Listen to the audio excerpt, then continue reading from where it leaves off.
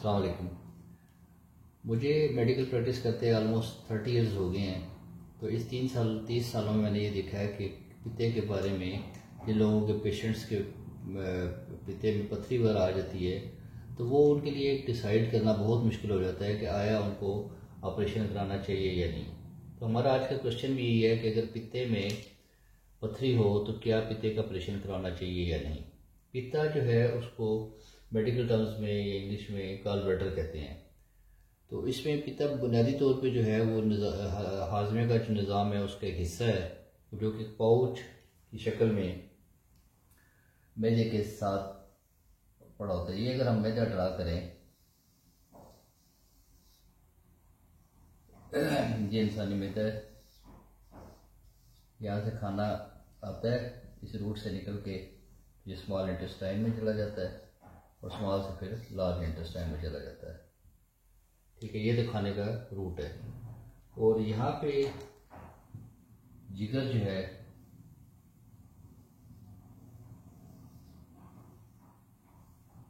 ये लीवर है, लीवर ये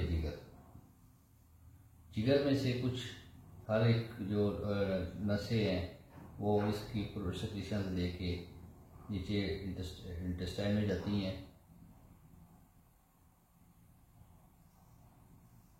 और इस साइड से पेनक्रियाज यहाँ पड़ा होता है, पेनक्रियाज या जिसको लबलबा कहते हैं, जो कि शुगर की डिजीज़ में प्रॉब्लम करता है। तो पेनक्रियाज से भी सिक्रीशंस आती हैं, लिवर से भी सिक्रीशंस आती हैं और ये नीचे इसमें स्मॉल इंटेस्टाइन में जाती हैं और जो इसमें हम खाना खा रहे होते हैं इसको हजम करने में मदद देते हैं। अब जो है पित्ता कहाँ पे होता है? पित्ता जो है जब ये लीवर से जो ऊपर से डक्ट आ रही है इसके साथ छोटी सी ये है गॉल ब्लैडर। तो ये गॉल ब्लैडर जैसे मैंने बताया कि हाजमे के निज़ाम का एक हिस्सा है, तो ये पूरे हाजमे के निज़ाम का एक बड़ा इंपॉर्टेंट हिस्सा है और इसके दो मेन फंक्शन दो हैं। एक तो जो है ये फैट को हल करता है, जज़ब करता है, डिज़ोल्व करता है, और दूसरा फैट सॉल्युबल विटामिन्स को ये हेल्प करता है कि सेक्रेशन इस सेक्रेशन से करता है इसकी यहाँ से, यानी कि इसके गॉल ब्लैडर से निकलती हैं सेक्रेशंस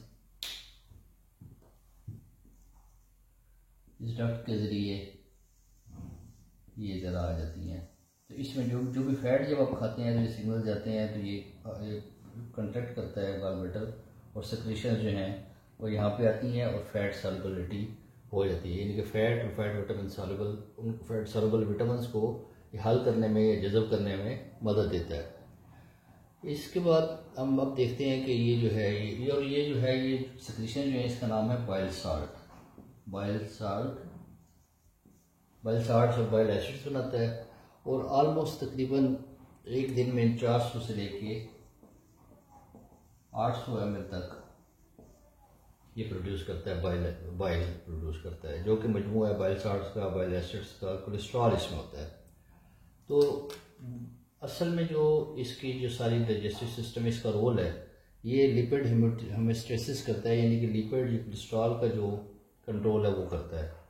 अच्छा, अब जब यहाँ पे आपका फैट आ गया तो इसने कंट्रैक्ट किया और ये बाइल साल्ट सीधे पहुँच गया, बाइल पहुँच गया और इसने हाजमे के निज़ाम में मदद दे दी। लेकिन अगर इन केस ये कंट्रैक्ट नहीं करता तो इसमें बाइल जमा होना शुरू हो जाता है और ये कंसनट्रेशन इसकी बढ़ना शुरू होती है। जब ये बढ़ जाता है बहुत ज़्यादा बाइल, तो ये मुख्तलिफ इसमें स्टोन्स पैदा होना शुरू हो जाते हैं। और ये स्टोन जो है इसकी बॉडी के अंदर भी हो सकते हैं, इस जगह पॉइंट पे भी हो सकते हैं, इस पॉइंट पे भी हो सकते हैं, और ये जो आखिरी स्फिंक्टर है जो जहाँ से मेन एंट्री है इसकी वहाँ पे हो सकते हैं। तो इन पर डिपेंड करते हुए मुख्तलिफ अलामात आएंगी। अब हम देखते हैं कि अलामात इसकी क्या हैं। इसके मेन अलामात में सबसे ज़्यादा जो है ये चूँकि जब कंट्रैक्ट करता है और आगे से ये नहीं निकल सकता, यहाँ पे है ये इस जगह पे इसकी इन्फेक्ट अपना ब्लॉकेज है, तो पेट में बहुत ज़्यादा दर्द करेगा ये। इसकी कंट्रैक्शन से जो कि बाइल नहीं जा रहा तो रुक गया तो उसकी कंट्रैक्शन जब होगी तो इसको बिलरी कोलिक का नाम दिया जाता है कि बहुत ज़्यादा ये, या बिलरी अटैक या गॉल ब्लैडर अटैक भी कहते हैं आम जुबान में इसको। जब यहाँ पे ब्लॉकेज करेगा या यहाँ पे करेगा तो जो जिगर से आ रहे हैं केमिकल्स वो भी रुक जाएंगे, या वो रुकेंगे तो जिस्म में जॉन्डिस आ जाएगा या पीलापन, पीलिया जिसको कहते हैं उर्दू में, जॉन्डिस हो जाएगा, आंखों का रंग पीला हो जाएगा, पेशाब का रंग डार्क हो जाएगा और बॉडी में खारिश भी हो सकती है और उसकी अपनी अलामात आ जाती हैं। उसके अलावा इससे बेल्चिंग हो सकती है, ब्लोटिंग हो सकती है। बेल्चिंग यानी कि डकार ज़्यादा आते हैं, गैस जिसको कहते हैं, ब्लोचिंग जो है वो गैस को कहते हैं, और बेल्चिंग जो है इसको डकार वगैरह या बदहज़मी को कहते हैं। तो ये इसकी अलामात होंगी। इसकी तशखीस के लिए सिर्फ आपने मेन जो डिपेंड करना है, एक तो अलामात पे और दूसरे एक अल्ट्रासाउंड करवा दें, तो इससे आपको क्लियर हो जाएगा कि ये इसमें ब्लैडर में पथरी है या नहीं। अब अलामात जो है इसकी वजह से जो मेन अलामात आती हैं वो जो, चूँकि ये बॉडी का जो राइट साइड है ऑफ द बॉडी है उसमें पड़ा होता है ये, तो इसकी राइट साइड पे यहाँ पे बहुत सीवियर पेन होता है और कोलिक की पेन कहते हैं इसको, कोलिक होता है।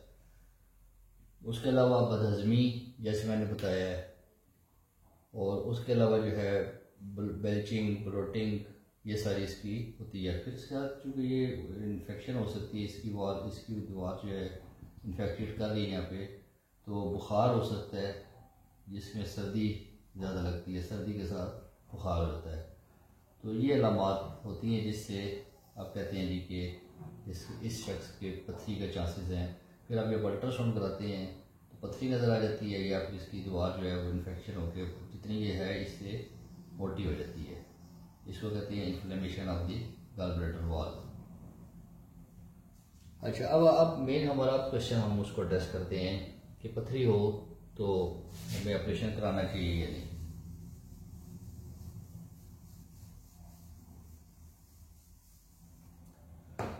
अब इसमें 3-4 चीज़ें हैं। सबसे पहले आपकी इंडिकेशंस क्या हैं ऑपरेशन की, कि ऑपरेशन आपने कब कराना भी है या नहीं।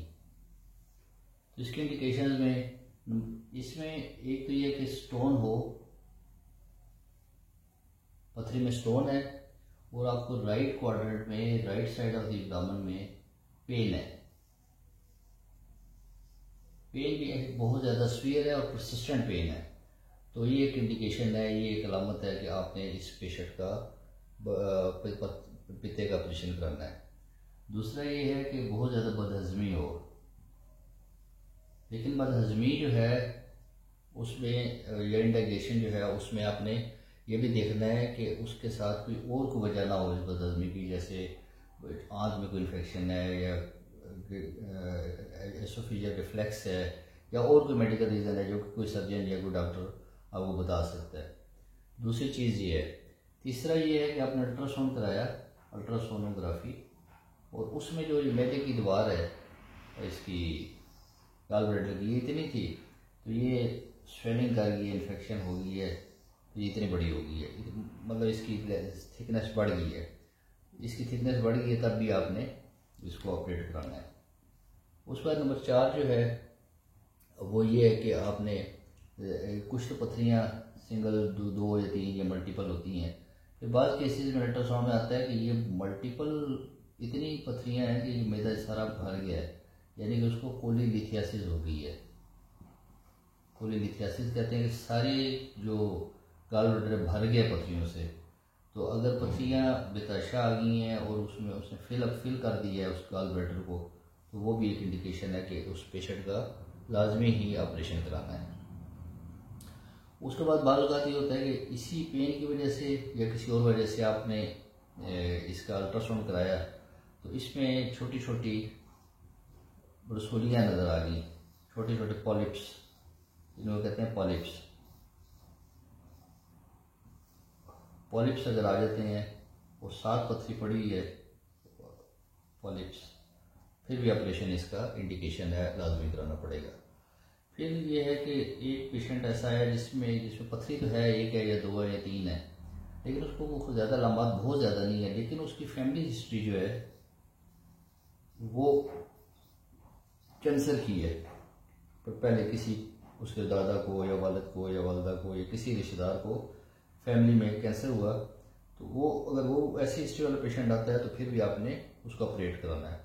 तो यानी कि अगर एक शख्स में किसी पेशेंट में पित्ते में पथरी हो और साथ उसको पेन हो राइट एब्डोमेन में, बदहजमी की शिकायत हो जिसकी कोई और वजह ना सामने आ रही हो, अल्ट्रासाउंड में या तो दीवार बहुत मोटी नज़र आ रही हो या जो पित्ता है वो फुल भर गया हो पथरियों से, कोरियोलिथियासिस हो गया हो तो तब भी, और फिर पॉलिप्स की अगर कोई निशानी नज़र आती है या उसको फैमिली हिस्ट्री ऑफ कैंसर है, तो इन सारी कंडीशंस में उसको लाजमी ही ऑपरेशन करा लेना चाहिए। तो ये इसकी कुछ रीज़न हैं जो है। अब हम देखते हैं एक आखिर में आपको, जैसे कि हम आपको बोनस टिप देते हैं। बोनस टिप ये है कि ये इसको कहते हैं डिजीज ऑफ F5 Fs, जिसमें कि फीमेल